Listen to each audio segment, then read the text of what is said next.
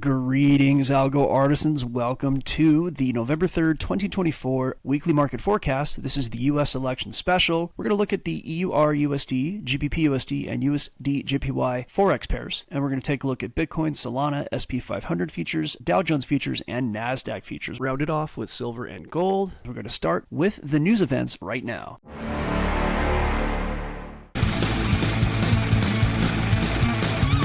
Remember, nothing we say is investment advice. Please pause and read this disclaimer. Okay, so we're here looking at Forex Factory, and Forex Factory is a great resource for news that comes out that affects markets, events you can plan on. Now, I tend not to trade during these events. At least I know they're here, and I can know to avoid trading them. And then once the market jitters are done after the events, I could go ahead and take advantage of the volatility. Something I should talk about initially is that until the 5th, and even after the 5th for a period of time, a lot of things are going to be unpredictable. So it's really hard to tell what's going to happen. A lot of these forecasts that I talk about today, I'm probably going to temper with, hey, anything can happen. Trump win, a Kamala win, if it's decisive, if we have a decision pretty quickly, then that could definitely push markets around. If there is no decision very quickly, that could push markets around. If there's violence, I mean, there are so many things that could affect markets this coming week or two. There will be a fair amount of volatility, most likely, especially after the 5th or even on the 5th. So I'd be real careful trading. I might be kind of hit and run in and out pretty quick. So that is the general disclaimer or the general look for things this week. This is perhaps the most important U.S. election in history since maybe the 1800s, so it's going to be probably wild. So again, back to the events here. 10:30 p.m. EST, Aussie dollar, cash rate, RBA monetary policy statement, rate statement. That's basically their version of the Fed talking about their interest rates, and that will push the Aussie market around at least temporarily. The next day, we have some data here, ISM services PMI. We have the elections. That's just going to be very unpredictable. ISM services starts at 10 a.m. EST, so waiting to trade up until then might be something I do. We'll see about it. I might catch some quick scalps early on, but I'll probably not be having trades on at that point. We have New Zealand the next day at 4:45 p.m. EST. They're going to talk about their employment change data and unemployment rate. That's going to be key employment data, pushing the New Zealand dollar around. But again, all of that could get washed away in the U.S. elections. It just, that might not even matter, who knows, especially if it's trading against the US dollar. Not much on Wednesday, so Wednesday is pretty quiet for events. Whatever's happening with the election is probably going to solidify a little bit, it's probably going to gel, and then we'll see hopefully some decisive action in the market on that day. I do think that the indices might go up after the election regardless. A lot of money that's on the sidelines might want to get back in. We'll see about it, and again, that's going to really depend on how things go.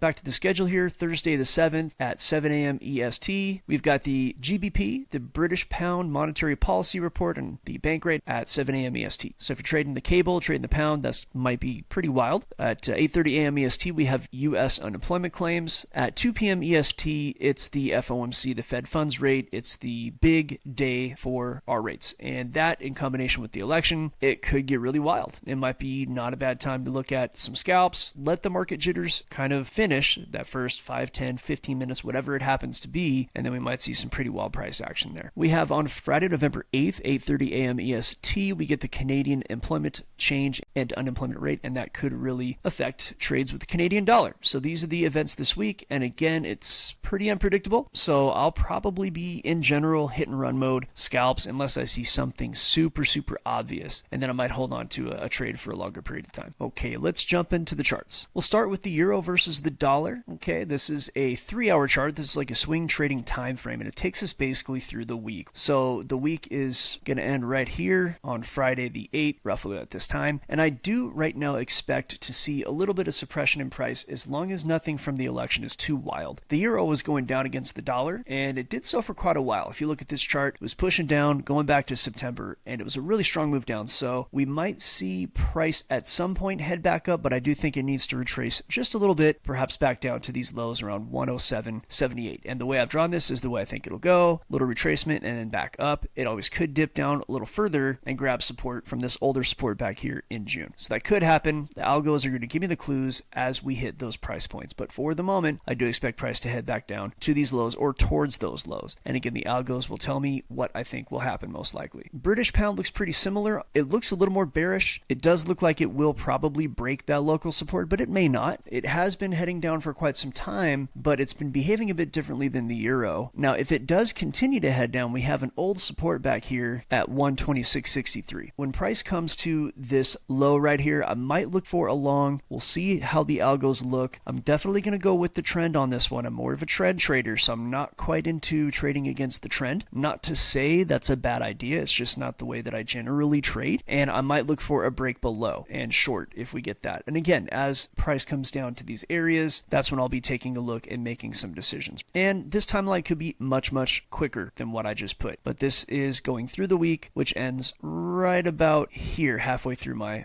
green and red box there. So that's the play. But again, we could see price flip around and the algos will give me the clues. USDJPY right now looks to me like it's going to just range for a bit. It's had some pretty powerful moves. If I back out to the daily chart really quick, you'll see it. We zoom out, we can see that there's a big move up here, but it was after a much larger move down. So on the macro, price looks like it's going to consolidate for a bit, just between this 151.43 and 153.86 yen. And I think we're just going to see price bounce back and forth. So back here on the 3-hour chart, I probably will be looking to short the tops and long the bottoms, depending on what the algos say. More than likely, I would prefer to long the bottoms as price is below a very important 152 yen to the dollar. If we go back in time, we can see that price bounced off of that. And this was for years. Price was bouncing off of that, or at least for the better part of a year. That was a very important number. Price has broken above that. So given its historical importance, I do think price will probably end up going up from here. In fact, you can see here that price tried to break below and got crushed right back up. So I do expect price to head up. Now I could short, and if it does, I'll probably look to either long this 152 or even look to long if it gets down to 150, 150. That's going to be, again, depending on what the algos say. Now let's move over to crypto. So we got the 3-hour chart here with Bitcoin, and it is bouncing off of right between this 618 and 786. But if you look at the higher time frame, it might have reason to just go back down and grab a little bit more liquidity. It's actually a bit unpredictable in that regard, because if you look at the high time frame, price has broken above this big giant bull flag, and it did test the all-time highs. So overall, I am higher time frame bullish on Bitcoin, but when it comes to trading, I'm going to be a little more careful with that. Price could easily go up even from where it is right now. It could go up, but it might also need to gather a little bit more liquidity, bounce off that 786 that you see right there. And that 786 comes from this Fibonacci right here. So when I use this Fibonacci tool and I lay it right on the line I'm about to describe for you, right? From here to here, those retracements are the 618 and the 786. As a matter of fact, if we adjust this a little more properly, this really is the 618 a little bit higher, 786 a little bit higher, and you can see it's come real close to that. So we're just about there. Wouldn't surprise me again to see a little more sweep of these lows, grab some liquidity, head back up, but again, it could head up at any time, and anything can happen. It's the elections, don't forget. Let's take a look at Solana. Solana is going to be sort of a leveraged version of Bitcoin, and that means that when Bitcoin falls, Solana tends to fall more quickly. When Bitcoin goes up, Solana tends to head up a little more quickly, right? So it's like an exaggerated version of Bitcoin. So for the moment, it could just head up again. If Bitcoin does decide to head up today and make a nice weekly close for us, we might see Solana head back up. An important level of structure I'm looking at here is going to be about 173, 174, and at any point Solana could rally up and grab that. Remember that Solana is where the meme coins meme, right? A lot of meme coin volume goes to Solana, and that's why we look at Solana along with Bitcoin. Now there are other cryptos, there's other stocks, there's other Forex pairs that I could look at. If you want to see any in particular, please leave a comment, and I do take requests. Let's move over to the indices. Now these are probably the most sensitive when it comes to the election. The indices are where the 401ks flow, it's where a lot of money flows, and it's what a lot of people look at because their retirement accounts are based on this. And if you go back through time, you can see that these indices have been held up for quite a long time. So just a quick bit of theory that's going to apply to all the indices, and again, it's theory. If you look back through time and ignore all these gobbledygook that I have at the end here, you'll see that these indices are not really allowed to head down for too long. Now, this is a weekly chart going back to 2021. It heads up, it's allowed to pull back a bit, and it keeps heading up and up and up. And historically, that's what happens because money just continues to go in for 401ks. And it's very, very politically sensitive. And if you look at the last few months, it has more or less gone sideways or up. It has had a couple of pullbacks in the summertime, a nice big pullback that had to do with the Bank of Japan and their policies. And we have covered that ad nauseum. In this case, though, there was a pullback after after all-time highs. And I do think price might dive down just a little bit more to grab some liquidity. You can also see here there is a gap on the CME, and CME gaps, at least with some assets, tend to be filled. So what do I mean by that? I'm pretty sure that gap is going to exist on the daily. Let's take a quick look. Big old gap right there. So when there's a gap in the futures market, the CME will very often come back to fill that gap, right? So price tends to head back down there, which really does give us a decent thesis for why price might head down and grab this 56.58. It could just bounce up from there or might not. And a lot of that's going to depend on what the big money wants, because the big money does have a lot of control over these indices. However, they've been using a lot of machinations to hold price up going back for a very long time, but especially over the last few months. They had the JPY situation again in August. That was probably pretty expensive. So we might see just a pullback. And once the pressure of the election is more or less let off, once the voting is pretty much over, they may have less impetus to hold it up. But I do see more than likely a very simple thesis for price to head down and grab about 56.40 or so. Now to the Dow Jones.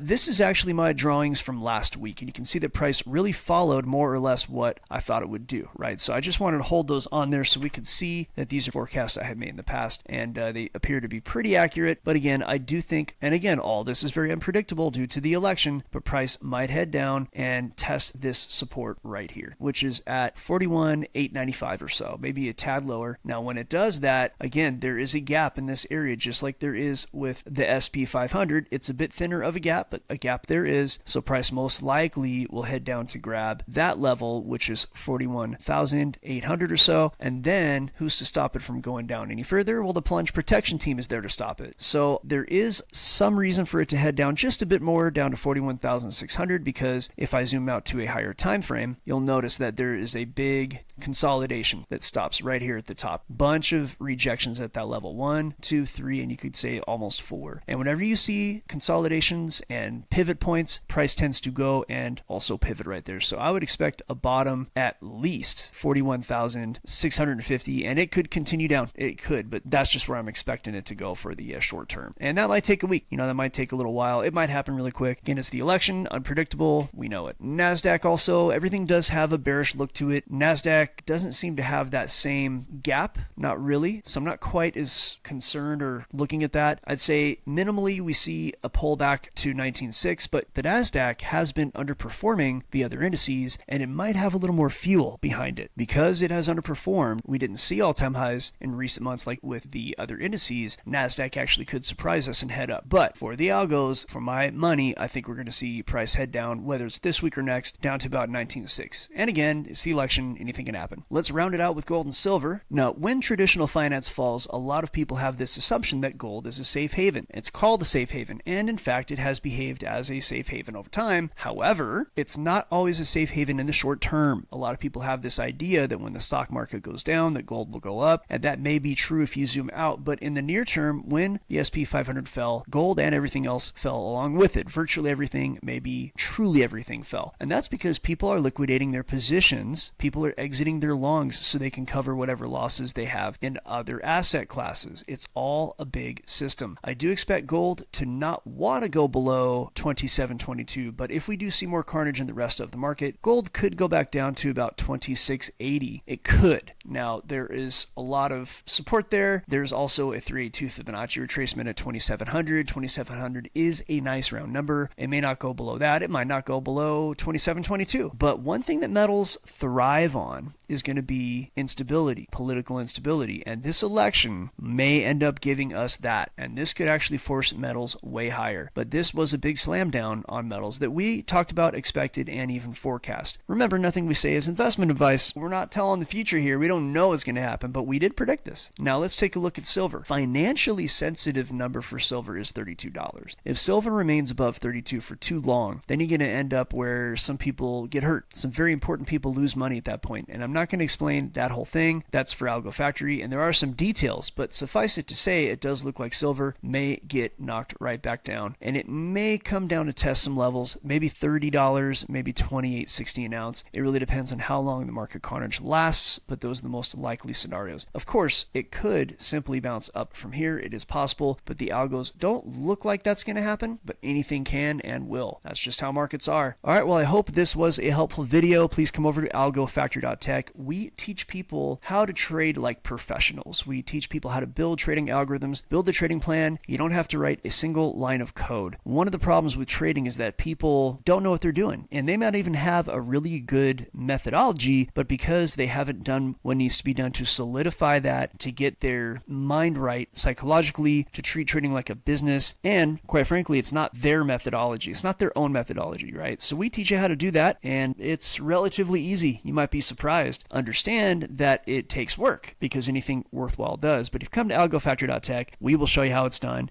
and you can see live trading from us every weekday for 1 hour, just before the market opens. So if you are trading, you get to ask us for custom charting, and V the Gorilla does come in and give us his high-level stuff too. I don't want to say too much about the amount of deals that V the Gorilla does, because they're astronomical, but V the Gorilla is hooked in with some pretty knowledgeable people who know what's going on. And of course, none of it's insider information. We don't do anything that's illegal or anything like that, but we just get high-level stuff. Come to algofactory.tech. We'll see you over there, and we'll see you on the next video. Thanks for watching.